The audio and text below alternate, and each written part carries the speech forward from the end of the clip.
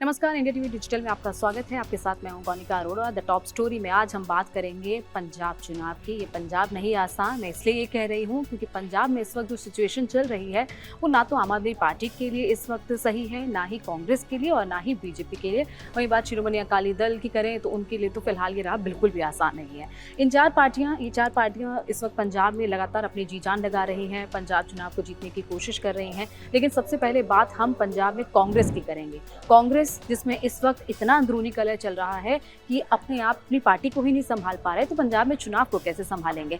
सबसे पहले face of चल रहा है चरणजीत सिंह चन्नी और अमरिंदर राजा वड़िंग के बीच। चरणजीत सिंह चन्नी जो पूर्व मुख्यमंत्री भी रहे हैं और इसके साथ साथ पंजाब का एक बड़ा चेहरा है, दलित नेता हैं और इसके साथ साथ कैप्टन अमरिंदर राजा वड़िंग जो कि पंजाब में कांग्रेस के अध्यक्ष हैं और उन पर फिलहाल पंजाब चुनाव की बड़ी जिम्मेदारी है। लेकिन चरणजीत सिंह चन्नी आजकल नाराज चल रहे हैं क्योंकि वो अमरिंदर राजा वड़िंग को दोबारा जब पंजाब कांग्रेस का अध्यक्ष बनाया गया है तो वो बात उन्हें हजम नहीं हो रही है। वो चाहते थे कि उन्हें अध्यक्ष बनाया जाए, उन्हें बड़ी जिम्मेदारी दी जाए, लेकिन आला कमान ने ये फैसला किया कि अमरिंदर राजा वड़िंग जो कि पहले भी पंजाब कांग्रेस के अध्यक्ष रहे हैं उनको फिर से अध्यक्ष बनाया जाए। और यही वजह है कि चरणजीत सिंह चन्नी नाराज चल रहे हैं और उनका ये कहना, और वो इस वक्त एक अलग धड़ा, एक अलग अपना गुट बनाकर बैठे हैं जो कि वड़िंग वर्सेस चन्नी इस वक्त ये हो गया है। वहीं इस पूरे बात का इल्म जब आलाकमान को हुआ, जब दिल्ली तक ये बात पहुंची, तो ऐसा हुआ कि आलाकमान की तरफ से भेजा गया भूपेश बघेल को जो कि पंजाब चुनाव के प्रभारी हैं। उनको भेजा तो गया, वो 6 जुलाई को आए, 5 दिन के दौरे पर वहां पर हैं, लेकिन चरणजीत सिंह चन्नी ने या फिर उनके गुट के किसी भी नेता ने, किसी भी पूर्व विधायक, किसी भी विधायक या फिर किसी भी कार्यकर्ता ने, किसी भी उनके समर्थक ने भूपेश बघेल से मुलाकात नहीं की।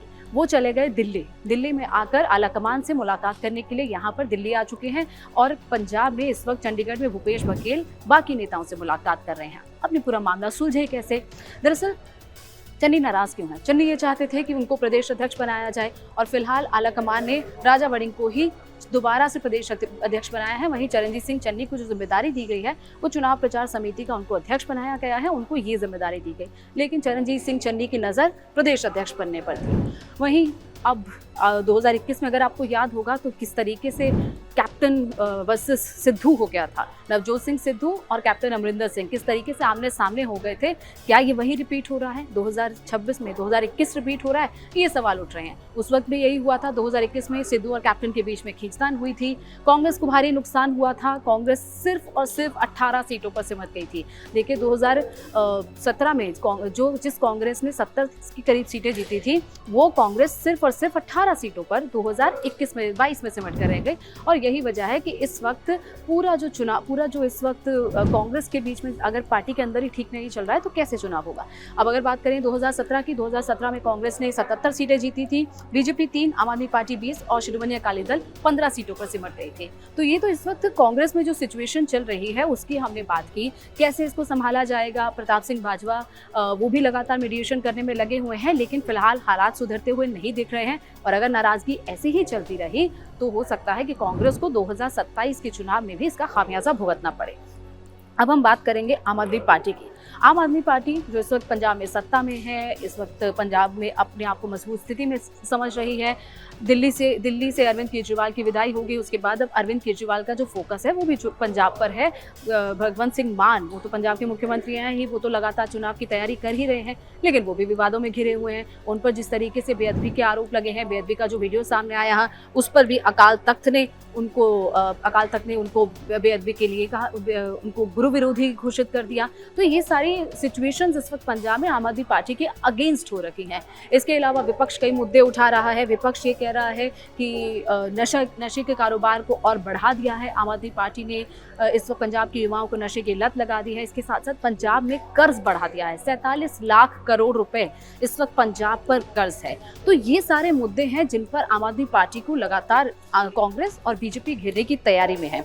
वहीं चन्नी समर्थकों से उन्होंने मुलाकात तो की नहीं और उसके बाद जब ऐसे जो आम आदमी पार्टी है वो ये कह रही है कि अंदरूनी कलह इनका नहीं सुधरा है, तो कैसे ये चुनाव में उतरेंगे, कैसे कांग्रेस जीतेगी। और इसके अलावा आम आदमी पार्टी ये कह रही है कि हमने तो महिलाओं को पैसे वहाँ पर दिए हैं, महिलाओं के खातों में पैसे गए हैं। इसके साथ साथ आयुष्मान जो कार्ड है, हेल्थ कार्ड्स हैं, वो बनाए गए हैं, लोगों को फ्री बिजली दी गई है, कई तरह की सुविधाएं दी गई हैं। तो काम के बेस पे वो वोट मांगने की तैयारी कर रहे हैं। लेकिन आम आदमी पार्टी के लिए भी ये राह आसान नहीं है। क्योंकि एंटी इनकम्बेंसी 5 साल में ये भी हो सकता है कि देखने को मिले। लेकिन जिस तरीके के चुनाव मई में जो स्थानीय चुनाव हुए थे उसमें आम आदमी पार्टी को शानदार जीत मिली है।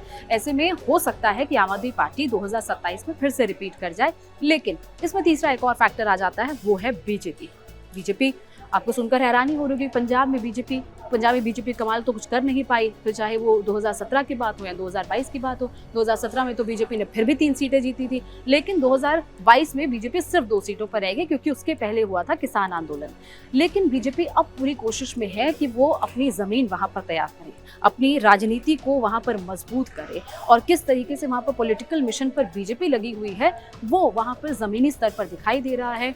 बीजेपी जिस तरीके से बंगाल में जीती है, बंगाल में ये कहा जाता था ममता बनर्जी को हराना बहुत मुश्किल है, ममता बनर्जी को सत्ता से नहीं हटाया जा सकता, लेकिन वो चमत्कार तो बीजेपी ने कर दिया। उड़ीसा में, बिहार में, नॉर्थ ईस्ट में बीजेपी लगातार चुनाव जीत रही है। लेकिन पंजाब बीजेपी के लिए मुश्किल क्यों है? सबसे पहले तो सिखों की नाराजगी किसान आंदोलन के बाद, और उसके साथ साथ कई ऐसे और फैक्टर्स हैं जो कि बीजेपी के अगेंस्ट जाते हैं। लेकिन बीजेपी अब फोकस कर रही है उन जगहों पर, उन जिलों में, उन सीटों पर जहां पर हिंदू आबादी ज्यादा है, क्योंकि बीजेपी हिंदुओं पर ज्यादा फोकस कर रही है। और एक और आबादी है जो कि है जाट सिख। बीजेपी जाट सिखों को भी इस वक्त पूरी तरह टारगेट कर रही है। केवल सिंह ढिल्लों को पंजाब बीजेपी का अध्यक्ष बनाया गया है, तो उनको वो भी एक जाट सिख है, उनको एज बीजेपी अध्यक्ष वहां पर बनाना, बीजेपी एक मैसेज देना चाहती है कि जाट सिखों के साथ बीजेपी खड़ी है, जाट सिखों को आगे बढ़ा रही है। लेकिन सिखों की नाराजगी बीजेपी से दूर होती हुई दिखाई नहीं दे रही है, और उसके लिए बीजेपी अब ये कर रही है कि हो सकता है आने वाले दिनों में जो भी सिख कैदी हैं, जो अलग अलग जिस तरीके से उग्रवादी जो संलिप्तता है उनमें उनकी संलिप्तता पाई गई थी, उसको लेकर वो जिस भी देश में जेल में बंद है, हो सकता है कि उनकी रिहाई भी की जा सके। और इसके साथ साथ कई ऐसे और जो योजनाएं पंजाब के लिए घोषित कर दे, ताकि बीजेपी को कहीं ना कहीं वापस सपोर्ट मिल जाए। इसके साथ साथ बीजेपी ने हमेशा से शिरोमणि अकाली दल के साथ गठबंधन किया, लेकिन शिरोमणि अकाली दल के साथ गठबंधन करके बीजेपी कभी भी अपना मजबूत ग्राउंड तैयार नहीं कर पाई, और यही वजह है कि बीजेपी कभी भी पंजाब में सक्सेसफुल नहीं हो पाई। लेकिन जब किसान आंदोलन हुआ था, शिरोमणि अकाली दल ने भी बीजेपी से पल्ला झाड़ लिया था। लेकिन अब बीजेपी फिर से कोशिश कर रही है शिरोमणि अकाली दल के साथ आने की। ये भी कहा जा रहा है कि हो सकता है कि एक ही गठबंधन में दोनों चुनाव भी लड़े। इसके साथ साथ बीजेपी इस मुद्दे पर भी आम आदमी पार्टी को घेरने की तैयारी में है कि पंजाब में जिस तरीके से जल स्तर नीचे जा रहा है, जिस तरीके की खेती वहाँ पर हो रही है, खास तौर पर गेहूं की फसल वहाँ पर ज़्यादा उगाई जाती है, ऐसे में जल स्तर नीचे जा रहा है। ये सारे फैक्टर्स हैं जो आम आदमी पार्टी के अगेंस्ट बीजेपी और कांग्रेस लाने की कोशिश में है।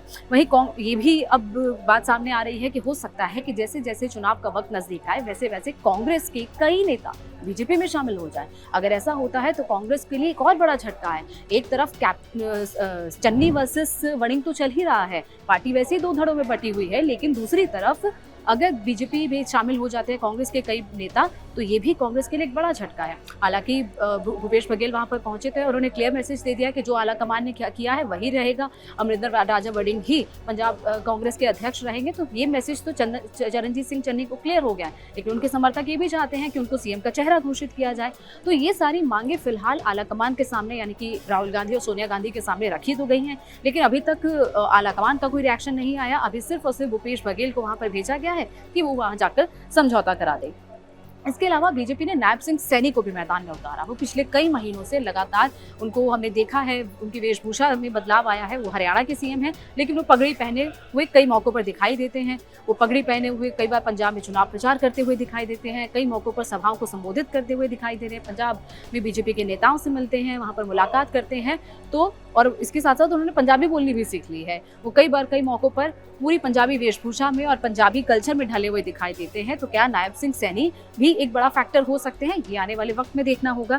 और इसके साथ साथ अगर मुद्दों की बात करें तो पंजाब में कई ऐसे मुद्दे हैं जिन पर आम आदमी पार्टी को बीजेपी और कांग्रेस घेर सकती है। जैसे मैंने आपको पहले ही बताया कि 47 लाख करोड़ का कर्ज है, जलस्तर में गिरावट आ रहा है, उद्योग वहां पर नहीं है, रोजगार नहीं है, और इसके साथ साथ नशा सबसे बड़ा ये फैक्टर है जिस पर आम आदमी पार्टी को घेरा जा सकता है, क्योंकि नशा का कारोबार फिलहाल अभी भी पंजाब में कम नहीं हुआ है। जिस तरीके से नशा बॉर्डर पार से आ रहा है और इसके साथ साथ नशे में युवा जिस तरीके से डूब रहे हैं, तो ये सारे मुद्दे हैं जो इस वक्त आम आदमी पार्टी के अगेंस्ट पंजाब में जा सकते हैं। लेकिन देखना होगा जब अगले साल 2027 में चुनाव होते हैं तो क्या सच में आम आदमी पार्टी अपनी सत्ता को बचा पाएगी, क्या बीजेपी वहां पर किसी तरीके का अपना कैडर मजबूत कर पाएगी, और क्या कांग्रेस फिर से 5 साल बाद सत्ता में वापसी कर पाएगी। लेकिन अगर ऐसे ही हालात रहे, चन्नी वर्सेस वडिंग रहा, कांग्रेस 2 गुटों में बढ़ के, वैसा होता हुआ दिखाई नहीं दे रहा है। तो ये आपको फिर से चलते चलते फिगर्स बता दें। 2017 में आम आदमी पार्टी ने 20 सीटें जीती थी। आम आदमी पार्टी ने अपना बेस वहां पर जोड़ना ही शुरू किया था, मजबूत करना शुरू किया था। तब कांग्रेस 77 सीटों पर थी,